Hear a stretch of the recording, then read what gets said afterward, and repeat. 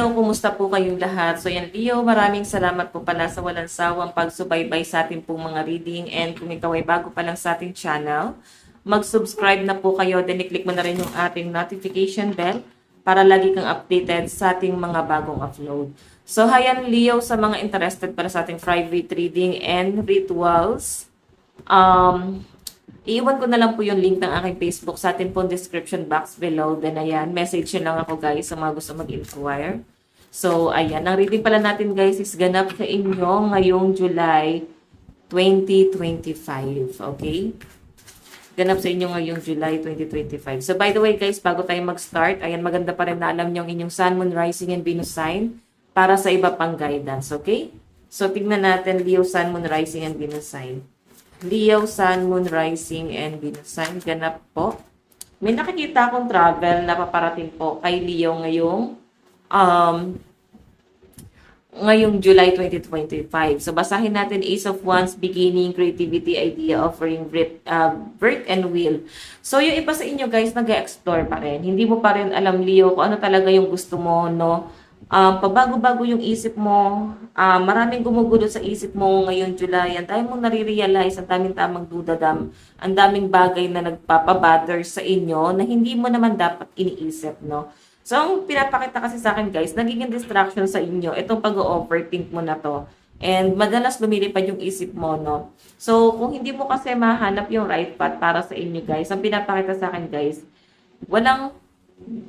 parang walang mababago sa lifestyle mo. So, parang ang sinasabi lang dito, Leo, ngayong pagpasok ng July 2025, parang kailangan magkaroon ka ng realization or solid na foundation. Kahit pa paano, guys, is pwedeng makatulong sa inyo or pwedeng tamang plano para sa inyo. Okay? Tignan natin.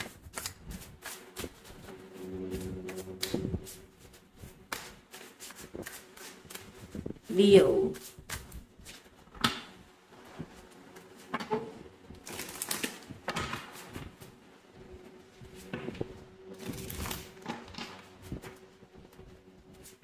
Additional message po para kay Leo, Spirit Guide. Leo, Sun, Moon, Rising, and Venus sign, Spirit Guide. Leo, Sun, Moon, Rising, and Venus sign. Wow! So, yung iba sa inyo guys, ayan, pwedeng meron kang ine-expect na pera galing sa malayo, galing sa isang taong nasa abroad. Okay? So, siguro meron kang ine-expect na tulong sa taong to, pwedeng, ayan, wala ka namang ibang aasahan kundi siya. Parang ganon. And kung makikita mo to a Pentacles, for my opinion kasi Leo, ayan, basahin muna natin ha. Sabi dyan, new job, new financial opportunity, windfall, and wealth. So, may nakikita ko dito, Leo, na parang, alam mo yon, merong tao dito na gustong tumulong sa inyo. As in, gusto niya merong magbago sa pamumuhay mo. Gusto niya magkaroon ka ng magandang trabaho or magkaroon ka ng source of income. Kasi kung makita mo to, Pentacles yung bottom of the deck mo, no? Nahihirapan ka, so maraming nagpapabother nga sa inyo. Nahihirapan ka mag-decision para sa sarili mo, pero may mga tao dito na gusto nila na parang ito yung gawin mo, ito yung magpapabago sa inyo. Pero parang wala kang ganang gumalaw ngayong July. Okay? Nakikita ko na medyo tinatamad yung energy na pinapakita sa akin dito. So, yung iba naman guys, ayan, sa mga sun, rising sun nila, no? So, yung pinapakita sa akin dito guys, parang may offer sa inyo something na trabaho abroad. Or pwedeng meron kang ina-expect. Pwedeng visa na lang or email. So, hayan. Yung pinapakita sa akin. Basta meron mag-offer ng trabaho someone na nasa malayo. Okay? Tignan pa natin. Leo, Sun, Moon, Rising, and Venus sign. Leo, Sun, Moon, Rising, and Venus sign. Meron tayong the High Priestess. Intuition, wisdom, hidden knowledge, spirituality. Okay, so Leo, nakikita ko dito palakasan ng energy, palakasan ng duda, hinala, ang lakas ng intuition mo. So ito guys ay naka-focus sa love life, no? Yung malinaw na pinapakita sa akin dito, Leo. Possible na parang hindi ka makagalaw, hindi ka makagawa ng desisyon sa sarili mo kasi naka-focus yung isip mo sa isang tao. I think sa love life mo yan. Parang nagkakaroon dito guys ng parang duda. So, ang nangyayari guys is parang nagkakaroon ng anxiety. Malaking impact kasi. So, yun yung dahilan ko bakit walang improvement sa buhay nila, no? Yung love life nila is nakaka-apekto dito sa future nila, no? So, I think, alam mo yon, maganda sana yung mga plano mo sa buhay mo. Pero kasi, Leo, ang nakikita ko dito, nagiging distraction sa inyo yung love life mo. Kasi tingnan mo kung paano ka mag-isip. Okay? Kung paano ka mag-isip ngayon, masipag ka naman, pero yun nga, medyo parang may matigas eh. Alam mo yung matigas yung loob mo. Meron kang paninindigan. And yung paninindigan mo, yun lang yung pinaniniwalaan mo. Okay? Tignan pa natin, Leo. Leo, Sun, Moon, Rising, and Venus sign. Leo, Sun, Moon, Rising, and Venus sign. So guys, meron tayong 4 of Swords, rest, recovery, meditation, planning, healing, and retreat. So siguro guys, kailangan ipahinga mo muna yung isip mo, no? Para hindi ka daw masyado mag-overthink pagdating dito sa relationship na to. Kasi nakikita ko may mga napapagod na dito. Ayan, no? May mga napapagod na, may mga tao rito na parang ayaw na masyadong i-issue pa to. Pero yun nga, napapadala siguro yung pagtatalo nyo ng person mo. So, dala-dala nyo siya, guys, hanggang July. Nandun yung mga pagdududa. So, alam mo yon, kailangan ka ng person mo eh. Kailangan kanya para suportahan mo siya. Ang problema lang dito, guys, parang hindi niya nakukuha yung support na gusto niya sa inyo. So, nagkakaroon siya, guys, ng frustration. So, alam nyo, guys, itong relationship niya, parang nahihirapan kayong i-workout, lalo na kung LDR kayong dalawa. So, kailangan nyo rito, guys, is ayan, communication. Solid na communication. And magtulungan kayong dalawa. Okay? Especially, tulungan mo rin yung sarili mo. Lumalabas kasi yung emperor dito. So, medyo, matigas ka doon sa paninindigan mo. Okay, tignan pa natin. Leo, Sun, Moon, Rising, and Venus sign. Meron tayong Ace of Swords. Ace of Swords. Wedding. So, ito guys, meron ako nakitang realization dito. Nakapokus talaga siya sa love life. No? Meron ako nakitang wedding na paparating dito.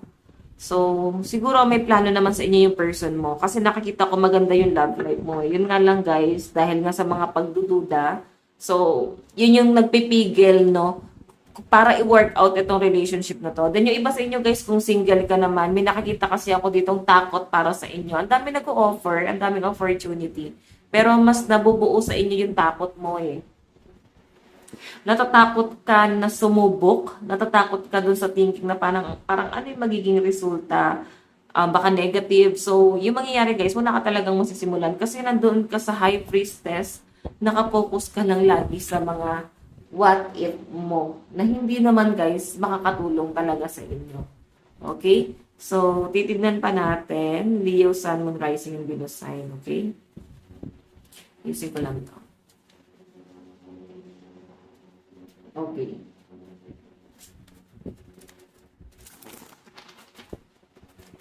Leo.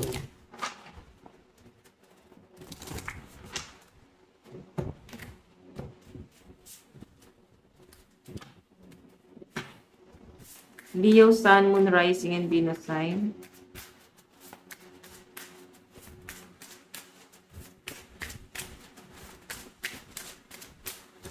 Okay. Meron tayong Ace of Swords. May nakikita ko dito guys, siguro yung nangyayari sa inyo is frustration kasi hindi mo nakuha yung in-expect mo para sa sarili mo, no? Kaya nagkakaroon ka ng mga parang napanghihinaan ka ng loob dahil doon sa mga bagay na hindi mo nga nakuha yung gusto mo. So, parang nagkakaroon ng anxiety yung mga dito, Leo. So, Ace of Pentacles pa rin yung lumalabas dito. May nakikita talaga ako guys, offer sa inyo. Napakaganda nitong offer na to na parang pag pinalagpas mo siya, sayang eh. Okay? So, siguro guys, ito na yung time, no? Kasi merong new beginning, big amount of money na paparating sa inyo. And then nga, ang daming blessing na paparating sa inyo. Pero kasi, ang focus ng mga Leo dito is yung love life nila. Since lumalabas yung High Priestess, high priestess dito, parang may mga pagdududa na doon sa relasyon. So, parang sinasabi lang dyan, guys, kung doubt ka or tingin mo is hindi na magiging maganda or hindi na mag-work itong relationship na to. So, parang ito na yung time para i-let go na. Okay? Kung sa tingin mo is makakabuti naman sa mental health mo. Meron tayong marriage talaga, oh. Okay. So, hayan. Parang wala kang tiwala sa person mo. Pinagdududahan mo yung mga sinasabi niya sa inyo, yung mga pinapangako niya sa inyo. Feeling mo hindi siya nagpapakatotoo sa inyo. Sinungaling siya. Parang may mga ganong scenario, Leo. Okay? So, siguro yung iba sa inyo guys na single, claim mo na lang tong big amount of money na paparating. Huwag mo na masyadong isipin yung mga conflict doon sa love life mo. Okay? Doon tayo guys sa inyong angel message.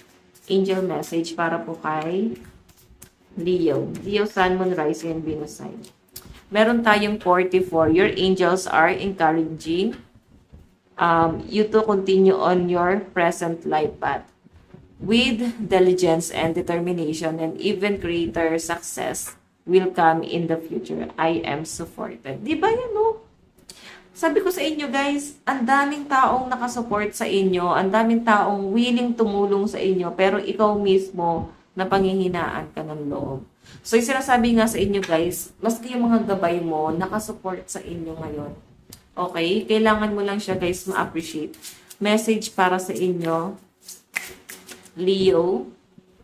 Meron tayo, if you stumble, make it part of the dance. Okay, so hayan, Leo, ito lang pong inyong reading. Maraming salamat. God bless and love you all. Bye-bye.